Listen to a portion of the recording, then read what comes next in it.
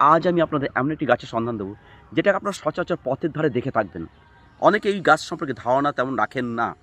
দেখুন তো, এই যে ফুলটা ভীষণ চেনা লাগছে কি? এটা হচ্ছে পুটুস ফুল।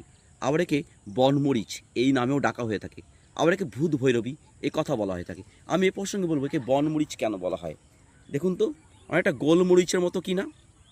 না, এটা গোলমরিচ নয়, একটু গোলমরিচের মতো দেখতে আকারটা। আমি ফলগুলো একটু দেখাতে বলবো। দেখুন তো, এই ফলগুলো অনেকটা গোলমরিচের মতন।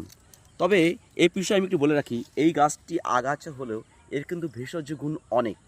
বিশেষ করে জড়নাশক, কফ পিত্তনাশক এবং যদি গায়ে যদি আপনাদের ত্বকের কোনো সমস্যা হলো, সেই ত্বকের সমস্যাও কিন্তু চলে যায় এই পুটুস ফুল গাছের ব্যবহারে। বর্তমানে এই গাছ আমাদের কাছে আগাছা হলেও বিভিন্ন নার্সারিতে এটাকে কিন্তু এখন সংরক্ষণ করে রাখা হচ্ছে বাড়ির শোভা বর্ধন করার জন্য। তা দেখলেন তো, এই হচ্ছে পুটুস ফুল বা ভূত ভৈরবী বা বনমরিচ গাছের।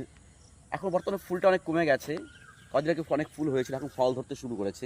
তাই আমি এই একটি ফুলই মাত্র দেখাতে পারছি।